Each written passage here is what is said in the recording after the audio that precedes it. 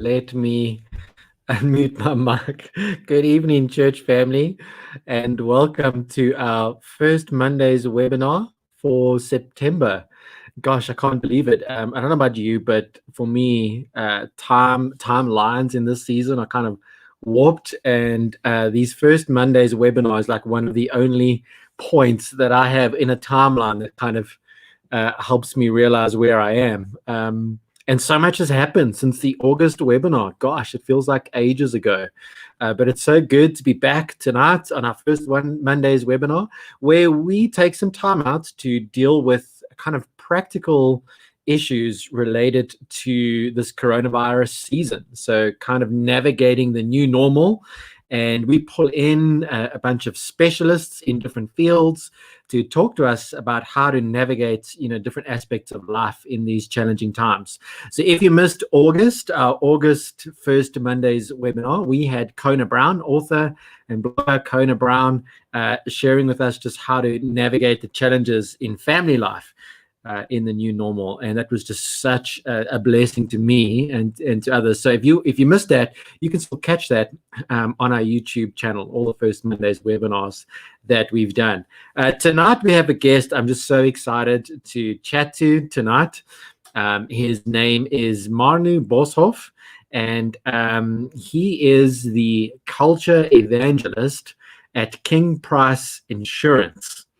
Maybe before I carry on and introduce Manu to you, just to say, disclaimer, this is not a paid advertising slot, right? I know there's a lot of people at Rosebank working in different insurance companies. What makes his story really interesting for us tonight is, just the role that he's played as a pastor. So he has been in ministry for about 20 years before leaving the pastoral ministry to join King Price as it started. So just such a fascinating story.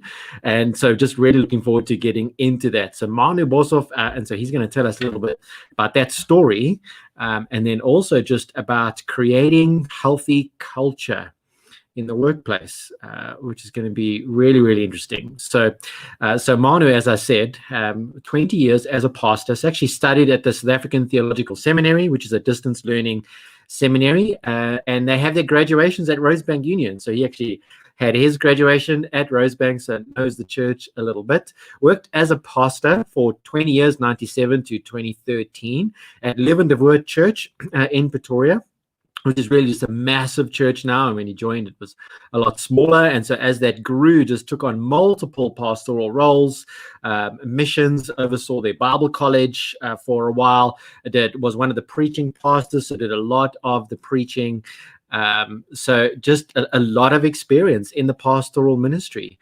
And then in 2012, left to join the startup of King Price Insurance. And in a moment, we're going to have Marno on screen and talk a little bit just about that transition, because it is really interesting. You often hear stories of the opposite. So my story of working as an engineer and then being called, into pastoral ministry. Well, his went the other way, out of pastoral ministry, feeling called to the secular workplace. So in a moment, we'll hear a little bit about that story. And so has been at King Price since it started in 2012. Is married to Bia, his wife that he met at Bible College. And they have been married for 22 years, have two sons, 14 and 16. So a busy guy. And so church are just really excited to introduce you to Manu. So hopefully he's there, because he has under threat of load shedding. Oh, there he is. So Manu, so glad to have you joining us tonight. Thank you so much. Thank you, Richard. Yes, the generator is running and we are busy fighting load shedding here at home. So all is good. Thanks. Excellent. So Manu, really just fascinated to hear your story of transitioning from pastoral ministry into King Price. But before we do that, I've had a burning question that I've been, we've chatted a few times before tonight, that I've been wanting to ask you, but I've held back for a while. So guys, Manu's title at King Price Insurance is just so interesting. He's the culture evangelist, which sounds really cool. It sounds like something that I want to do, but I don't know what it is. So why don't you tell us what a culture evangelist is? Yeah, thanks, Richard. I think it's a term that we sort of try to we sort of came up across this term and we decided to use it. And I know there's not many other people with that sort of a designated job title in the country, or maybe very few people in the world.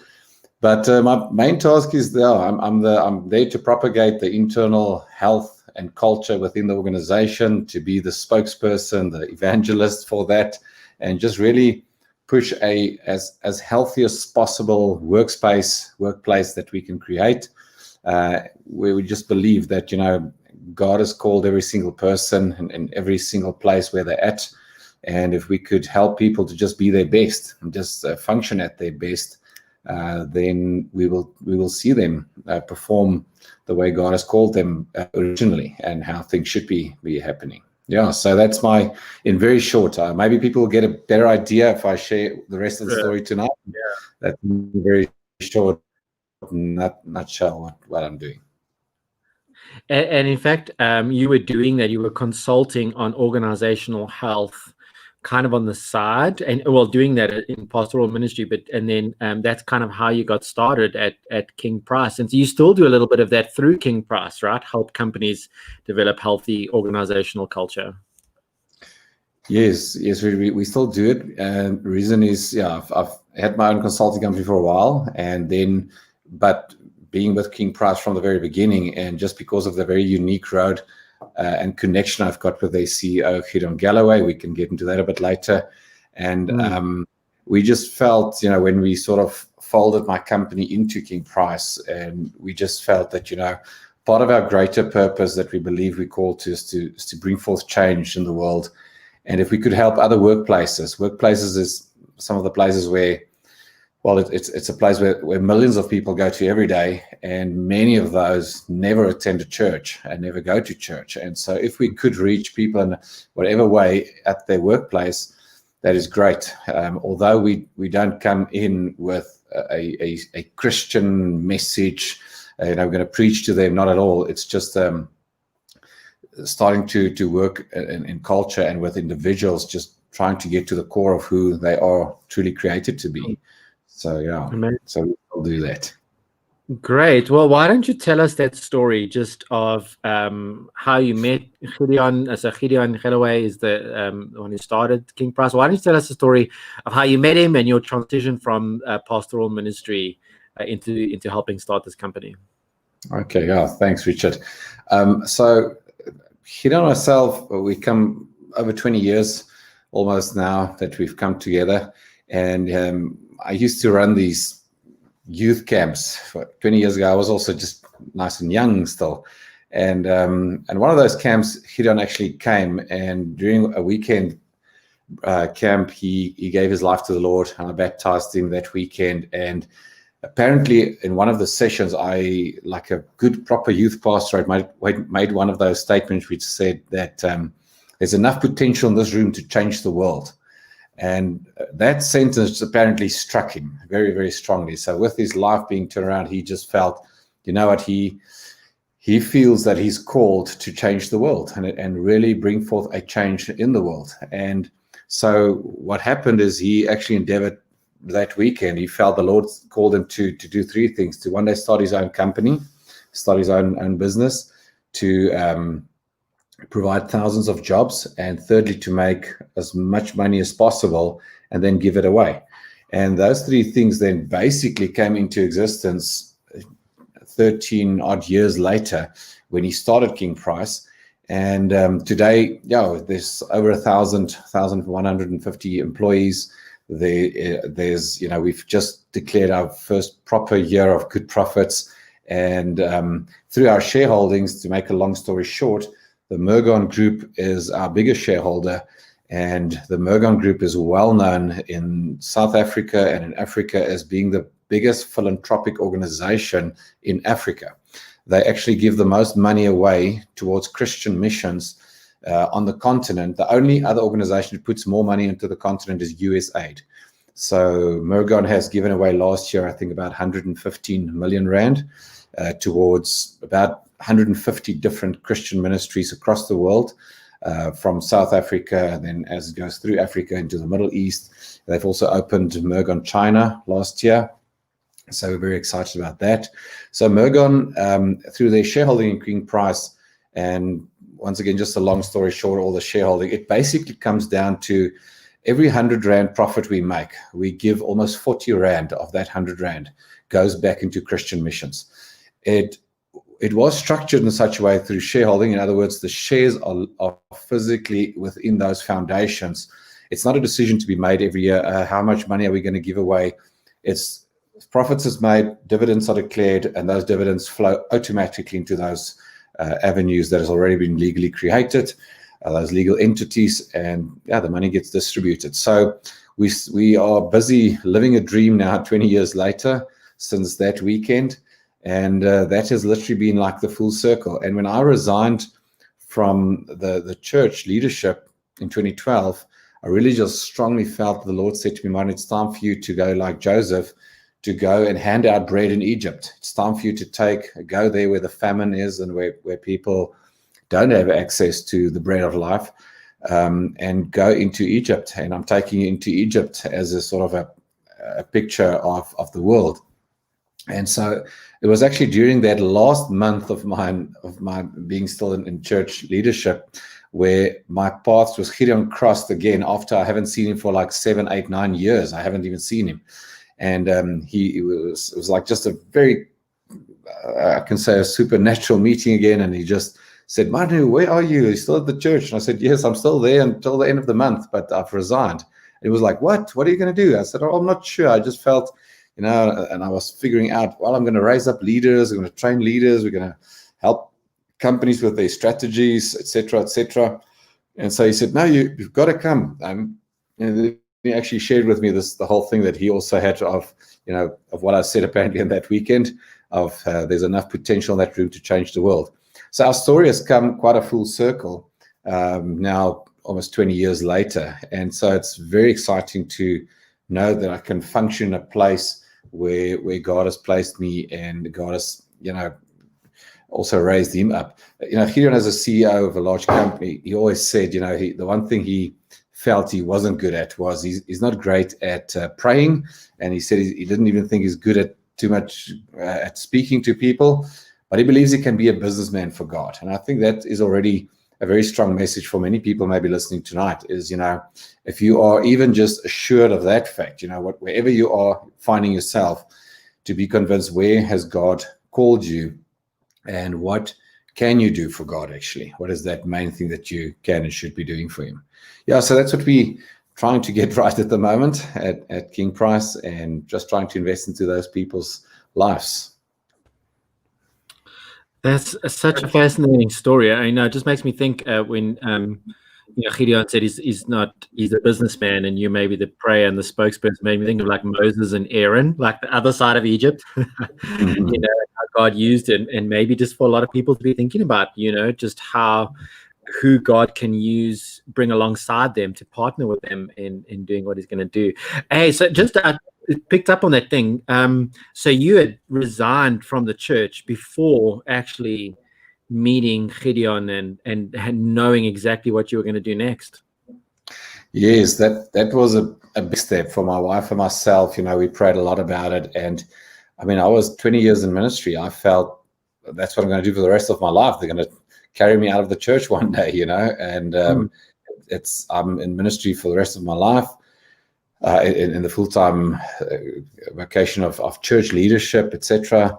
And it sort of came to a surprise. I've always liked business. I've always, had always a passion. I've always had sort of this challenge of, but God, how do we combine the two worlds, if I can put it that way, because in my mind it was like two separate worlds almost. It's like the church world, and then there's the business world, and they've got their own vocabularies and their own ways of doing things, etc., etc. But inside my heart, there was always this challenge, but I believe they should be closer together, they should be one. And I do believe that the church environment and the business environment actually comes together in what we call the word kingdom. For me, kingdom is just there where God reigns. So if God reigns within all those spheres of influence, it's fantastic. And so for us to see God's kingdom come, within the business world in any place, whether it be a insurance company, whether it be a bank, financial institution, engineering, whatever, it doesn't matter. It's just to see God's reign and his kingdom really come in those areas. And that's what we're passionate about. So is that where part of the name King Price comes from? Is this philosophy of kingdom being the joining together of what God is doing in the workplace?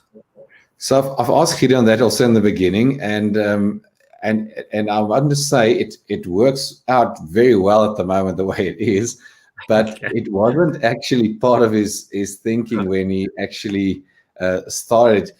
The more important thing was actually on the word price, because he comes from another insurer, very large insurer in the country, and that's where he actually because Gideon also, when he was even younger, he was also the guy that actually started Hippo. The whole Hippo brand is also him that actually started Hippo. And back then he experimented a lot with a bunch of scenarios. And what he found is that there's only one thing that matters in insurance, and that's price. So he said, if he ever one day starts a company, the word price must be in the name, because that's why people they go for price. And then it was Price is King or Price King, but that sounded a little bit too much like another company, and eventually he settled on King Price. He just felt that works well. But now the whole kingdom thing works actually very well for us in explaining a lot of things. Yeah. Wow. And maybe one more question before I just give you a chance to talk to us a little bit about culture. You were a pastor by training, and that's all your experience, and you jumped right into kind of helping start this company with no sort of formal training in organizational health or in what you're doing now, except for your pastoral training. So how did your background as a pastor help you in what you do? Because most people would just think, they're so different, like there's no way that the two could combine. So how did that help you? And maybe sort of secondly or related, how do you see yourself as still being a pastor in the job that you're doing? Yeah, I think that's very important. So I think I broke down the definition for culture and exactly what you're asking now.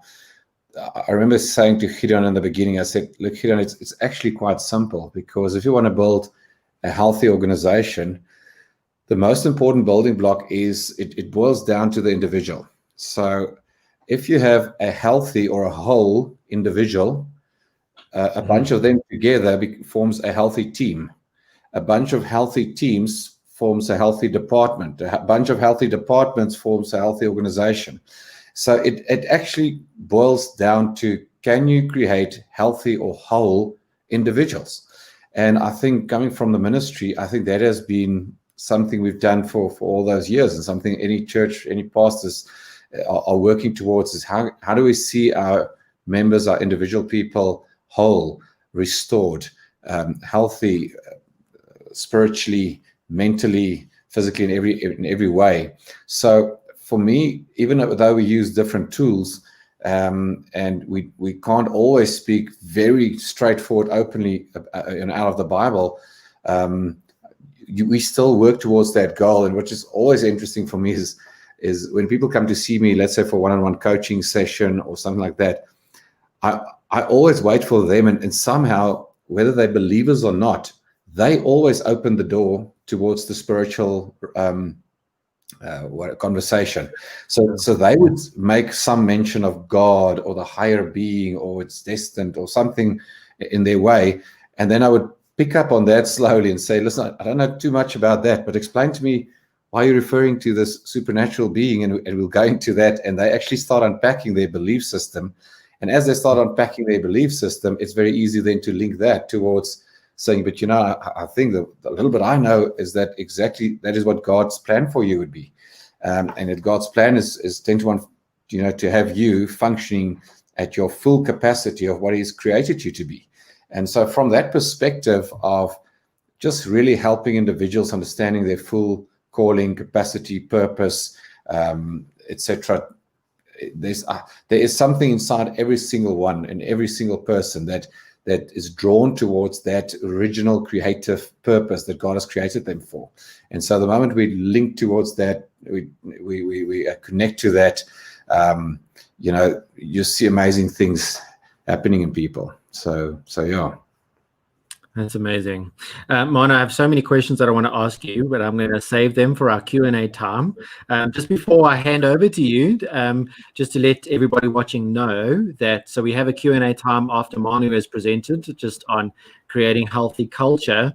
So please submit your questions. If you're watching on YouTube, just post those questions on the chat section. And if you're watching on Go Live, on your internet browser, just also post questions in the chat section. We'll try to get to as many of them as possible. I have a time, so you're going to be competing. I'm kidding. Just post your questions, and we'll get to that afterwards. So without further ado, Manu, why don't you tell us a little bit about creating healthy culture in organizations? Thank you.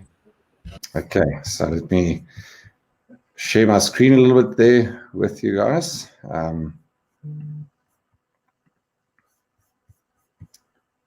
Okay. Fantastic. So I think that take us to the screen. So I'm just trying to get all my things here simultaneous. Okay, great. Fantastic. Yeah, so let me tell you a little bit, like we always say, these are a couple of slides we actually use when we take visitors through our offices. We welcome companies to come and do an office tour. It's for free. Anybody can come and have a look at them. We also share whatever we've learned about culture. We share freely with anybody that comes. Last year, before lockdown, in the last 6, 7, 8 months, we had about 1,500 people come through our offices, and we share whatever we've learned freely with them. We believe if we could help make any other workplace better, they are more than welcome to just use it and just make their workplaces better. So we actually inherently just believe that's what we called for, to help other workplaces also become better and greater places, etc. So we share that really, really gladly. So let me start just with maybe one scripture in Matthew 25:23, where we all know that whole parable, and where Jesus then says, "Well done, good and faithful servant. You've been faithful on a little. You'll be. I will give you ownership over a lot. Enter the joy of your Lord." And I've used this scripture sort of just as a guideline, where just using those words, maybe where he says "well," which talks about standards of doing. Everything we do in the marketplace, in the workplace, should be done well. Done refers to me to behaviors or actions. We need to make sure that everything we do is done well. Good refers to character, it's the character with which we're doing. And is inclusivity. This is not just me. It's me and you. It's you and I. It's all of us together. The inclusivity is what you have to get right. When you build culture, it's about including everybody. Faithfulness refers to the trust we need to build within teams. Trust in any organization, there must be trust. And servant being the leadership style that we could embrace to serve the people just around us. Stewardship, ownership refers to those two taking ownership of what God has called us, is the biblical term stewardship, to be good stewards. And then the joy, he says, enter the joy of your Lord. And I think joy is the one big measurement of engagement, is when people are happy at work or in their workplace, they are engaged. I'll show you some stats on that also just a bit later, but it's a very, very important thing. So those are the 3 CEOs of Microsoft. Now, there's a lot of been written about them. I almost feel sorry for one of them, given a bit of publicity. So we've got on the screen there Bill Gates, who started it. Then in the center, we've got Satya Nadella, who's the current CEO, and to the right, there's a guy by the name of Steve Ballmer. Now, he was actually the in-between CEO between Bill Gates and then the current guy, Satya Nadella. Now, this is the Microsoft share price. I just want to show you what's the influence of leadership on culture. And when we talk culture in organizations, we talk also the value of an organization. So this is not a trick question, but if you had to guess, yes, that first spike right there is where the first leadership transition took place, when Bill Gates built up the company fantastically to $58 a share, gave it over to Steve Ballmer, and he took it from 58 to 38 in 14 years. I'm quite amazed that he lasted that long. All-time low of $16 a share. And right there, Satya Nadella took over on $38, and within four and a half years, took it from $38 to $141 a share. So that massive influence, and why I want to show you that is they refer to him as an insider. Now, we also talk about insiders as opposed to outsiders. And when you create culture, you need to create insiders. But what I want to show you actually there is just this point that he made a statement, Satya, when he took over the company. He said, fixing the culture was his very first responsibility. That was the very first thing he wanted to get right, was fixing the culture. And then secondly was to create a sense of purpose to mission. And fixing the culture, I believe, is exactly what he got right. And that's why it looks like that. This was taken from a study. I got this stats from a study from the UK, which basically says that 87% of CEOs today admits that culture is a competitive advantage. But only 19% admitted that they've got the right culture. 28% said they understand their culture. That's only 1 in 4 companies only understands it. But more than 50% said they're attempting to change their culture because they realize that the culture within a team, the way a team functions, definitely are going to influence their bottom line. This is one of the things also taken from one of the Microsoft guys. We said we went from a culture of know-it-alls to a culture of learn-it-alls. And everything we do now is rooted in a growth mindset. I think this is one of the biggest challenges, is not to get stuck in a culture of know-it-alls, or whether it be in the church, whether it be in any business, in any area of your life. The moment you think you know everything about a topic, you're in a dangerous place. And this is exactly the transition that Microsoft also had to do, is to go from a culture of know-it-alls to a culture of learn-it-alls. How can I stay humble? How can I stay meek, to be open, to be teachable? So we said to ourselves, if we want to change the world, it's going to take a world-class company. And so it takes a world-class company. It means that we're going to have to be above average. We believe that average will never change the world. Average is just average. But to change the world, you're going to have to be world-class. And in everything you do, you're going to have to try and excel to that. To get that right, one of the big things we are very passionate about, and that's our CEO, Gideon Galloway. He's, I think, now 41, 42 years old, so quite young. He started King Price when he was 34. And the one big thing is that we set people over profit. We realized that we have to keep investing. That's why a guy like me actually works there full-time as a culture evangelist, only focusing on the culture, the people, the dynamics of the people, the health of the people, etc. So one of the questions we always ask our people at induction is this, and maybe you can ask yourself quickly: if you had to choose between working at a nice place with bad people or a bad place with nice people, which one would you prefer? Now, due to the lack of time, and I will sort of tell you what regularly what people answer. They always go for no. They'd rather work with nice people. Now, obviously, yes.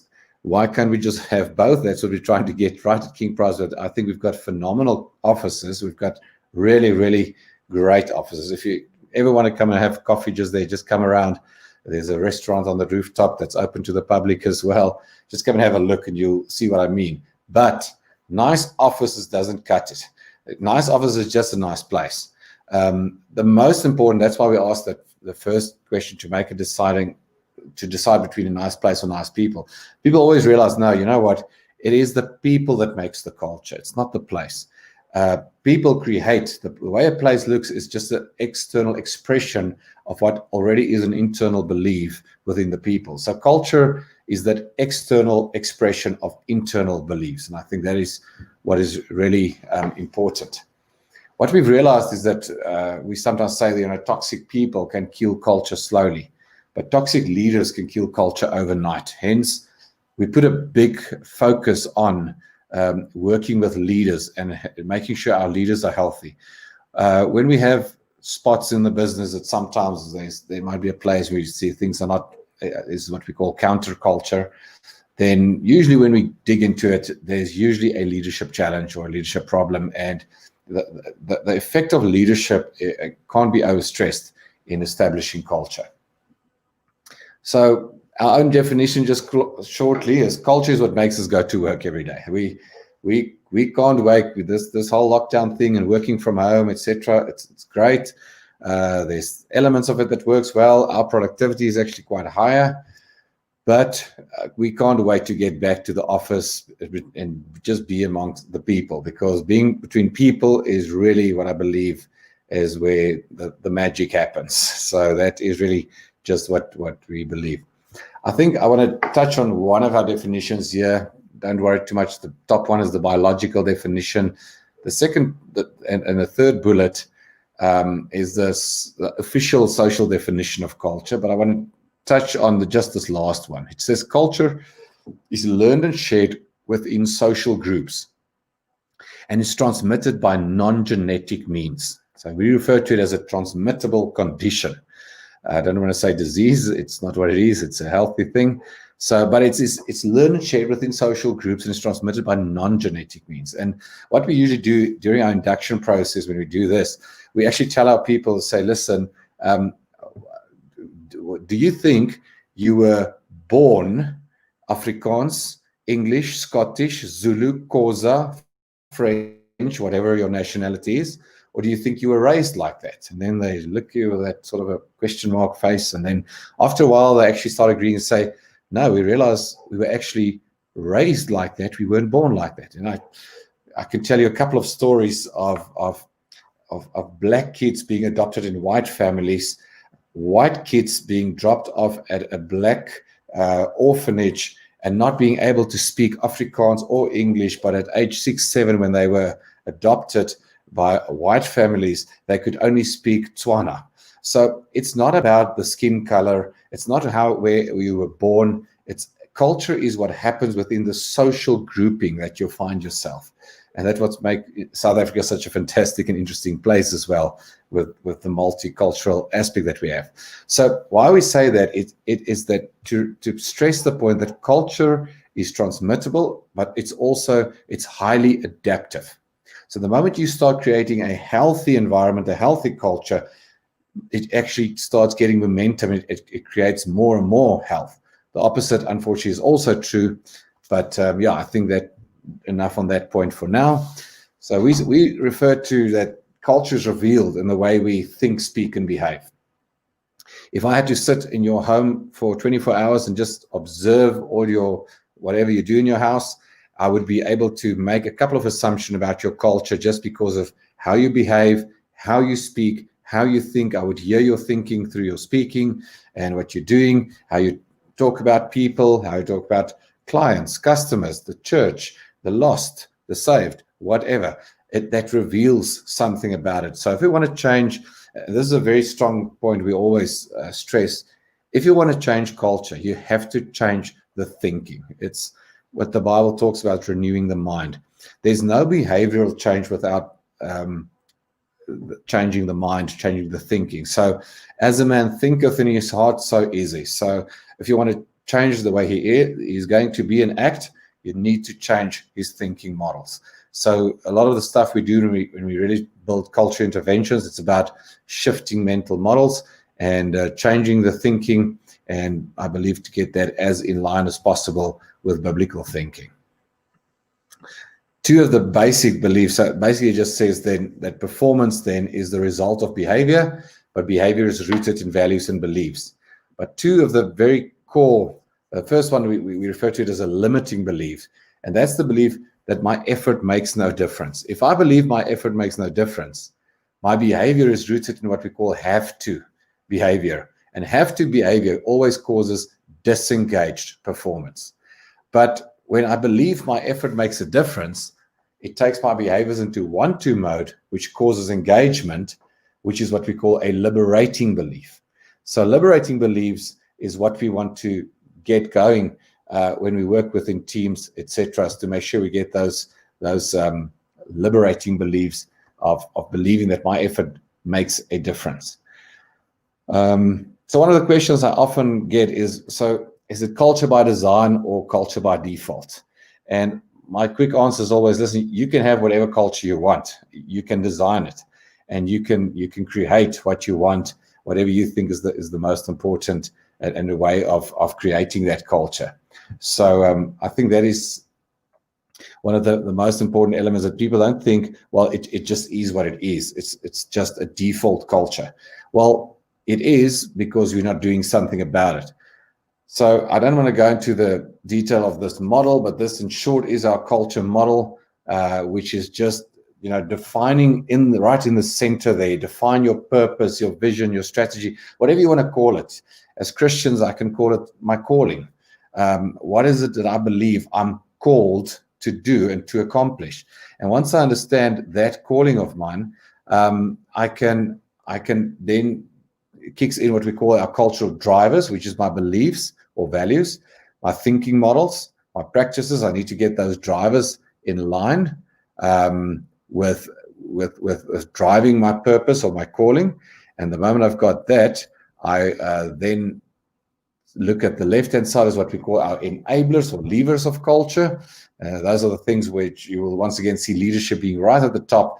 Leadership is always the biggest lever or the biggest enabler of culture. Just in short, the quick question we always ask is leadership, structure, processes, resources, all those things.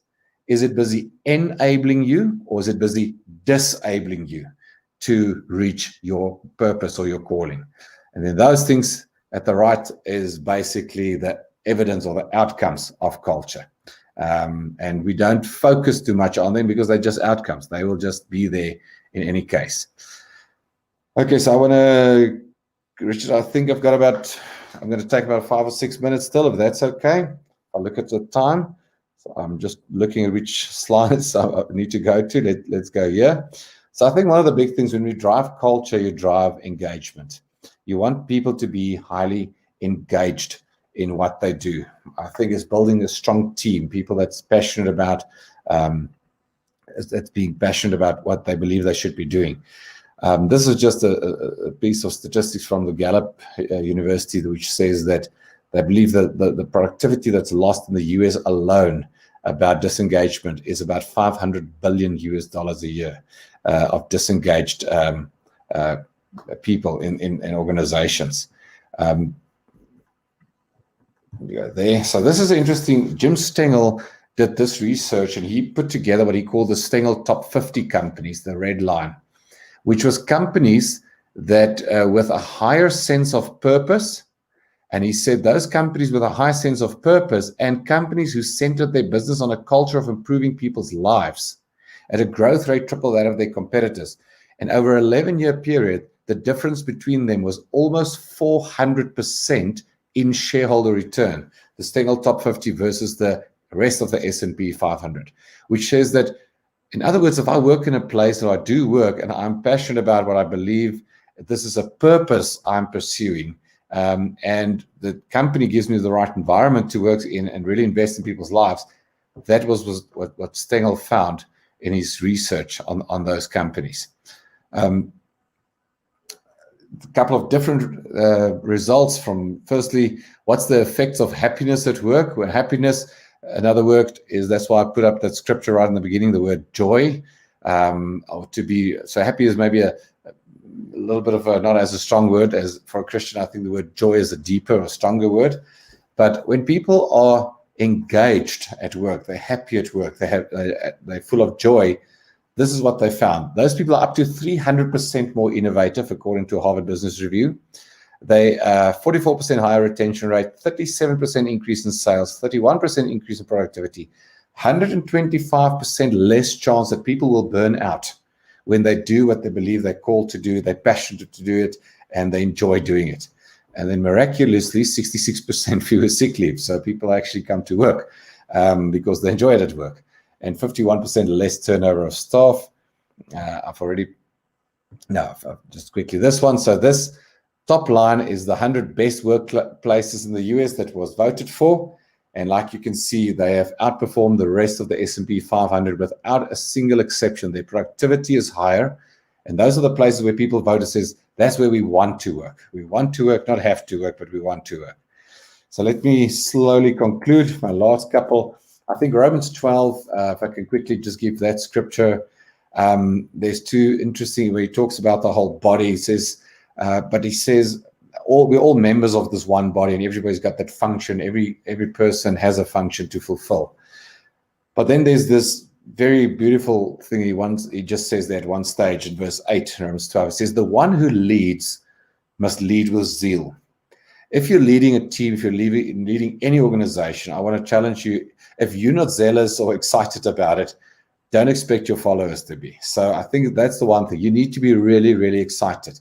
And I think that's one thing I could see from Gideon, our CEO, and something we really want to try driving is that people are passionate and excited about what we're doing. And then there's this other verse there, which is quite interesting. It says, outdo one another in, and I don't know if you know how that's scripture completes, but it says, in showing honor. If you want to, it's one of the things to build a great team is honor one another. Just give somebody honor where honor is due. Build people up, speak life over them, speak positively over them, etc. I know it's not always that easy, but and I know it's challenging, but I just want to throw that in. But let me throw this in, and I think then I'll open for questions if I look at our time. The law of diffusion is I think many of you have seen this graph, the bell curve. But why I want to share this is specifically for the following reason. If there's an organization or environment that you want to change, according to the law of diffusion, the question might be, what is the critical mass where you actually get things to change? Now, the good news is, according to the law of diffusion, the critical mass is 16%, only there. There will always be that 2.5% that's early up, the innovators, and if you want to change things, they'll be with you. Following them would be that 13.5% of early adopters. And once you get that 16% of the organization to really drive something, the early majority will follow.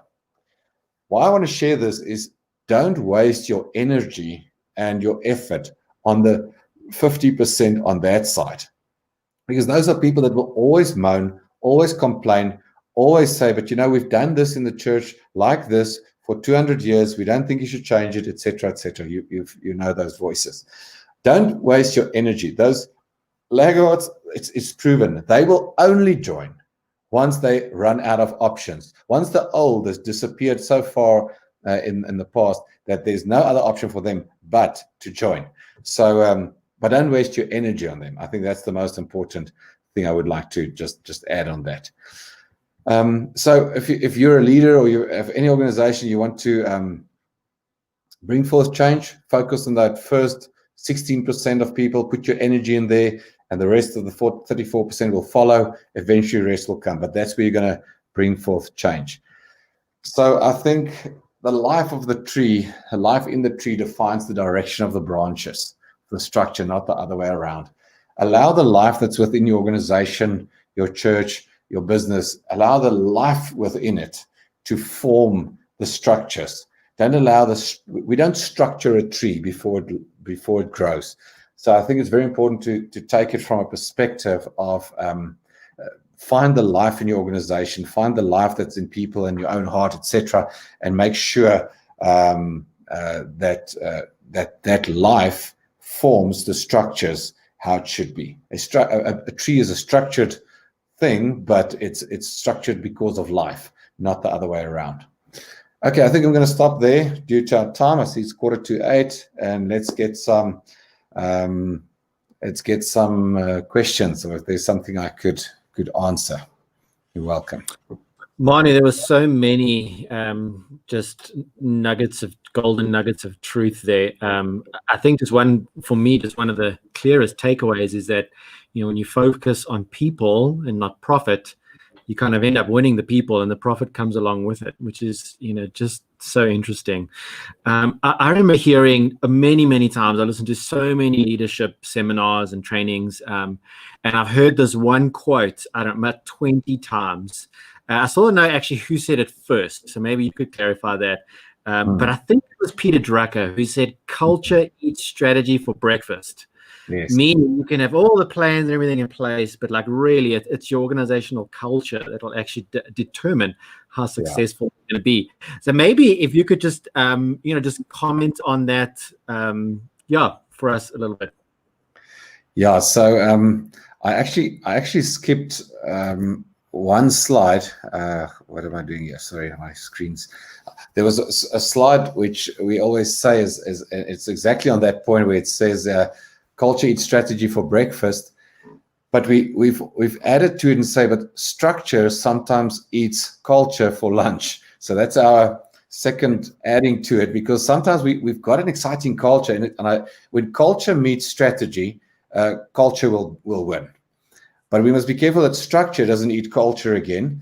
And the one thing about culture eats strategy for breakfast that I believe about it is, it was Peter Drucker, in fact, who did say it first. But I always say that's only half a truth, because if it's true, or when it's true, not if it's true, it is true. When it's true, you're already in trouble. It basically means your culture is going to devour your strategy. Now, what should happen is culture and strategy should never be in competition with one another. Culture should enable or empower strategy. That's what you want. So I tier it in 3 levels, where I say level 1 is culture eats strategy for breakfast. Level 2 is culture enables strategy, but level 3 is culture as the strategy. So that's, once you get to that place, we say, you know what, building healthy people. Now, this is something actually, when the All Black rugby team built their whole culture and their team about 12, 13 years ago, it was actually the core motto that they said, let's start with this belief: stronger people will make stronger All Blacks, or better people will make better All Blacks. So the focus was back on better people. So yes, Drucker's statement is right, but hopefully it doesn't happen in a negative way, that the culture will devour the strategy. Culture must enable it and must never be in competition. It must be forces that joins together, culture and strategy, and as they get together, you have both going together. No, it's so interesting that you say that. We're actually, this next Monday, we're having a virtual church general meeting where we're actually going to be approving some major structural changes. So I'm glad you said that about, like, if your structure isn't correct, then I mean, it's going to eat your culture for lunch. A couple of questions we've had from the floor just regarding, I suppose, the idea that predominantly culture is shaped from the top down. So what do you do if you find yourself kind of at the, bottom levels, as it were, of an organization? What can you do to influence an organization in that way?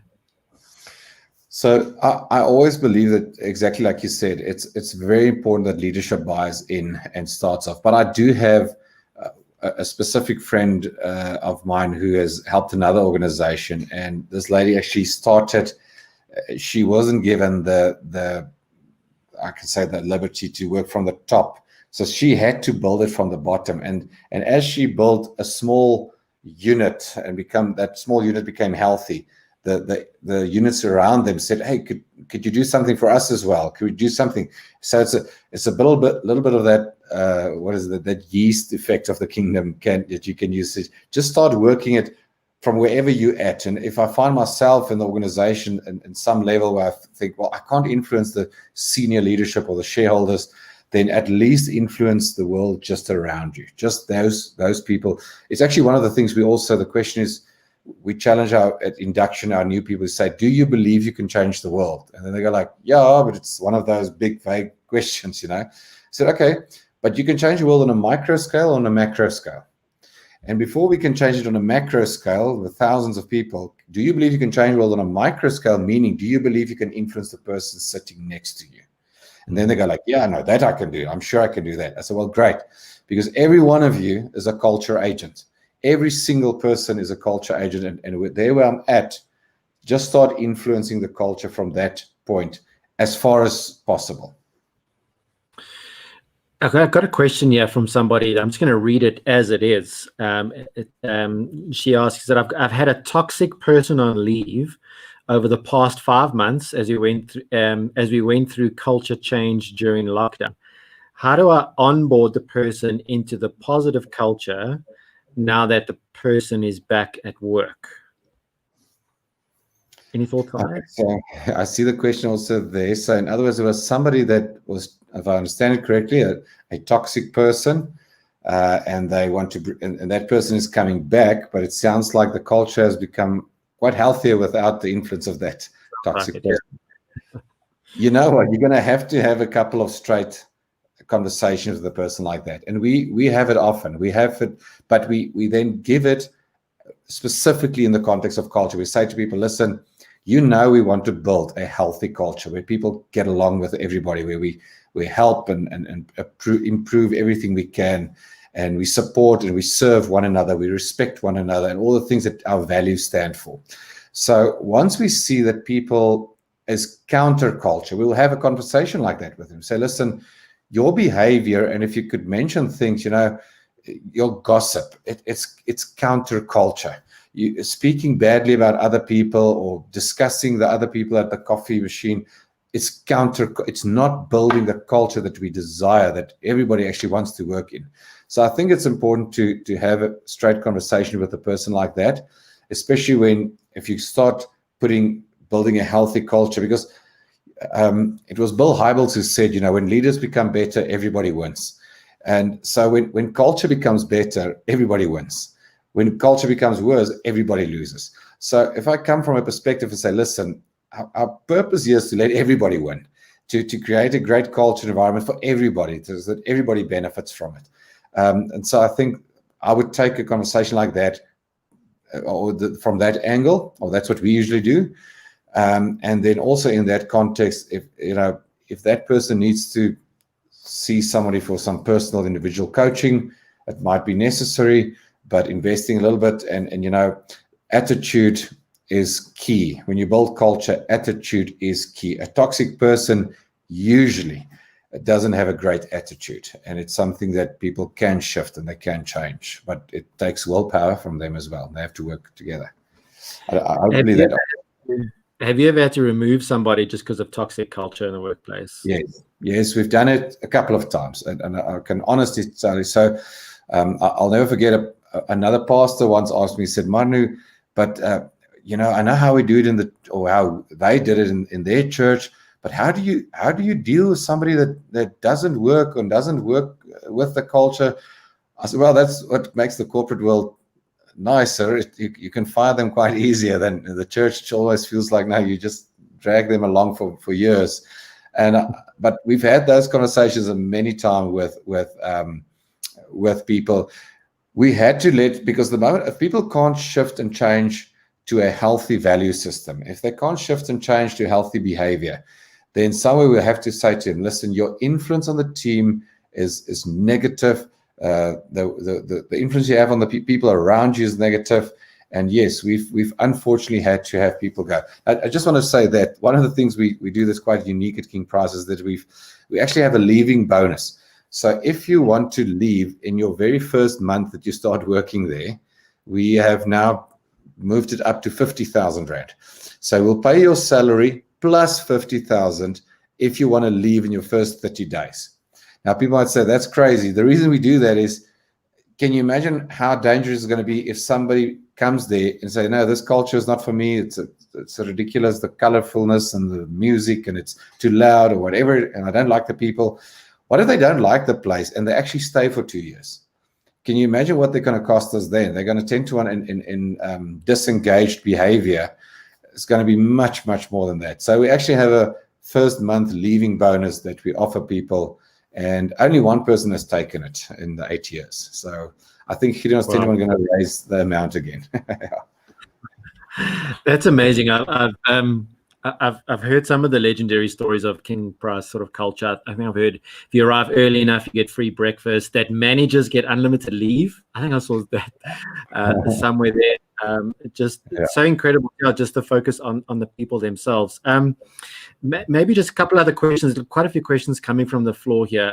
Just really, I think people struggling with being in a workplace environment that is toxic and having others that are toxic, but that are toxic around them. But what about in an organization where there's just like a conflict of values, and maybe even just to speak, Manu, about this idea of bringing kingdom values into the business world, where you're really trying to use the platform that you have. And you mentioned just a couple of, picked up sort of influences from Christianity, like servant leadership, humility, being humble and teachable. How do you really, as a Christian in the workplace, leverage what you have to try and change culture that's toxic? Because I think just so many people struggling with toxic workplaces. Yes, I do believe that. That's why about 6 years ago, after I was about 2 years in consulting, I realized culture is the big thing that there's a massive need for in our country, and I think globally, and it's a place where people spend so much time, and they actually, I believe God has created us to be so purposeful, resourceful, and living out our creative purpose. And then there's this structures or things or values or world, the elements of the world that makes it very toxic. So I just think there's so much vocabulary going that you can use just on the values thing. For example, the word respect is a value we can drive very strongly, which is, as a Christian, I would know it love your neighbor as you love yourself. So, but I might not be able to put on our values, love your neighbor as you love yourself, but I can put respect. We all know humility, transparency. It's just, in fact, I find it very easy if I look at any company's value system, whatever their values are. It's like you can just put a scripture next to most of those, if I can call it nice words. They all have kingdom, biblical foundations. And the question is just how, I mean, one of our number one values is customer is king. And so customer is king, everything we do must be customer focused, etc. But the biblical value would be see somebody else as higher than yourself, as more important as yourself. So it can be that, it can be love your neighbor as yourself. It can be do everything you do as unto the Lord. So there's just so many scriptures that you can actually put and marry with good, proper values. If it's about integrity, honesty, humility, I'm just quickly thinking of a couple of those things, of those values. So I think it would be to try and write almost a Christian ethos underneath your company's values, and try and go and see, maybe if you're in a company, whether they chose it from a Christian perspective or not, I'm very, very sure you will find scripture backing 99% of the values in companies today. But go and look, and maybe just ask the Lord also to lead and guide you, and how can you undergird those values with a biblical foundation. No, thank you. I was very encouraged that the law of diffusion, that it only takes, you only have to win over 16%, so 1/6 of the people. That was encouraging, but how long does it take? Like, if someone's in it to change culture, how long should they expect to be doing this for? So we always say that, if we engage with a team, we say to them, be ready to go for it, because the word culture implies a long-term approach. It's not a short-term approach. Just quickly fix something. So you'll have quick wins as you go on the journey, but it might take you 18 to 24 months to see proper, deep-seated change. I spoke with a pastor of the church I attend the other day, and he said, Marno, one of our values was no fear. He had a value called no fear.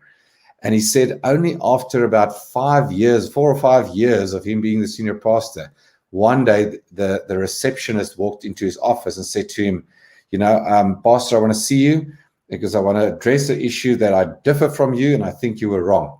He said that's the reception, very large church, and the receptionist just took him on. And he said he was so excited when it happened, because the moment it happened, he realized no fear has just went all the way through to the receptionist now. The environment is now so healthy that the receptionist could take him on any issue, and she wasn't afraid of him.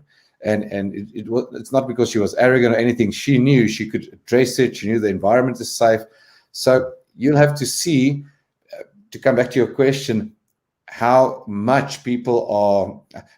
how much resistance there is in the system. If there's less resistance, it will go quicker. If there's lots of resistance, you might have to win over a few more people still and convince them to, this really is the best way to go, the best route to go.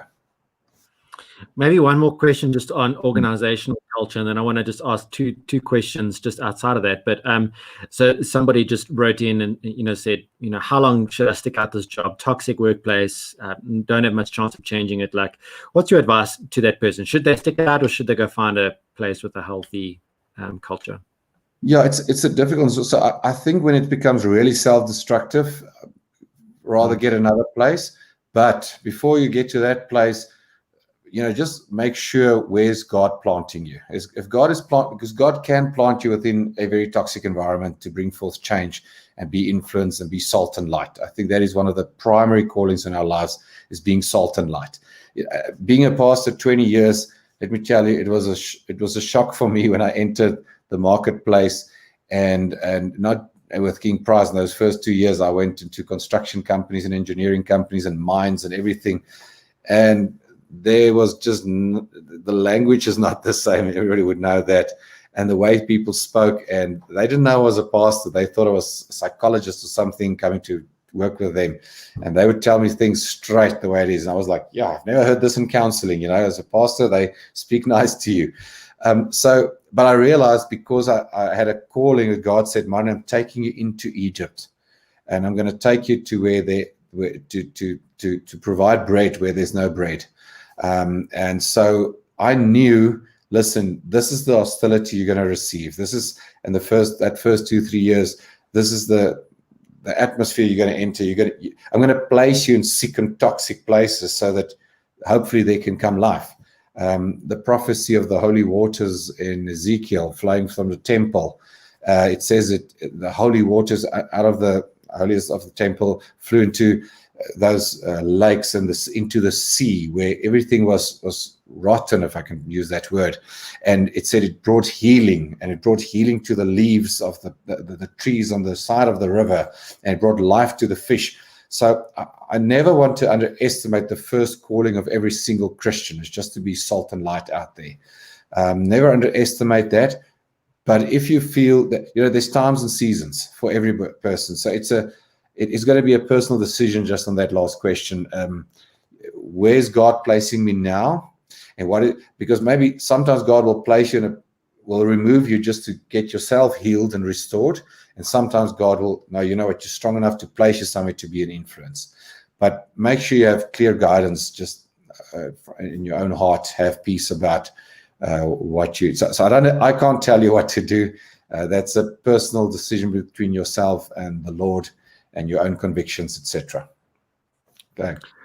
No, that's so good. And I think, I'm actually so glad to ask that question. It's such a helpful place. I think we could stop there, because it really comes back to your initial story and feeling called to where you were and how God wanted to use you at a specific place. So, yeah, thank you so much for sharing that. We usually try and stop this at just over the hour mark. So if there are those watching that need to go, that's okay. I did just want to ask you one more question. Actually, a few more, but I do want to ask you just on air one more question that might be of interest to you guys that are going to stay on. It's just this particular coronavirus season. So, I mean, you mentioned a lot of your organizational culture is built around people being together. And I know you've got like table tennis tables and popcorn. Like, there's a large part of culture is people connecting with each other. And now you can't do that. So any tips or hints that you have for guys in businesses or in families or just anywhere where now we can't create those moments of connection? What can we do to create healthy culture? Yeah, so I think one of the most important things of healthy culture is built on trust. And so trust now has been taken to a next level, because now I have to trust you because I can't even see you every day. I know right in the beginning of lockdown, I've done a couple of webinars, and one of the very first questions people ask me is, so Marno, how will you police the people? I said, well, that's exactly the thing that, for example, we won't do. We would, I mean, there's lots of measurements we do have naturally in place in our business on sales and bottom line and all those things. But we're not going to try and see, did you put your computer on at 8 o'clock? In fact, now in hindsight, we know that people work longer hours than normal. So, but coming back just to the trust issue during the corona and the lockdown, there needs to be the trust in a team that I know, you know what, even if I don't see you, I'm going to trust that you work at home. I trust what you do. But building those connections were difficult. We send out small video clips that I've made to our people to encourage them.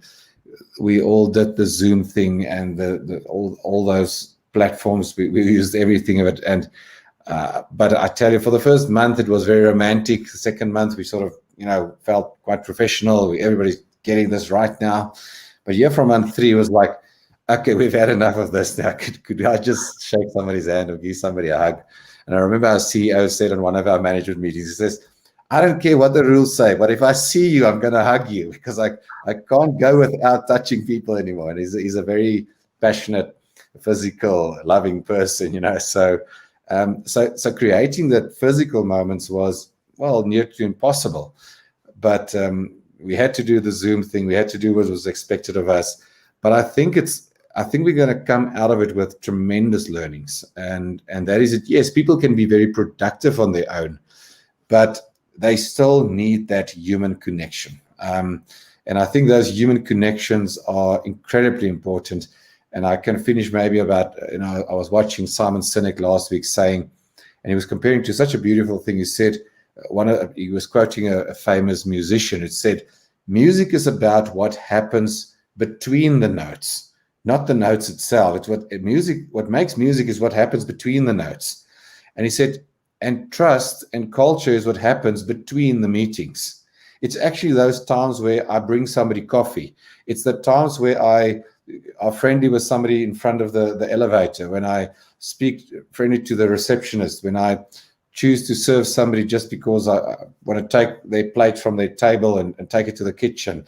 It's those magical moments in between meetings that actually formulates culture and trust. And people would say, yes, that guy's nice. Actually, just the other day he just brought me coffee, or the other day he did this for me, or he's always friendly, or he's always helpful. So the next time you go into a meeting, people are more keen to listen to you, but it's not because of the meeting or authority or anything. It's actually because, are you a nice person in between the notes?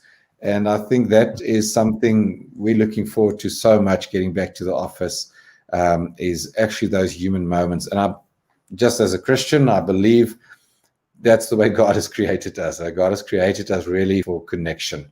And I believe it's difficult for us to be alone. Now, it does come from an extrovert, so I do this, I could say that and repent of that, but I believe I could see even the introverts are having onttrekkingssymptomen. Yeah, they're struggling. Even they're saying, listen, I need just some people around me, So, yeah.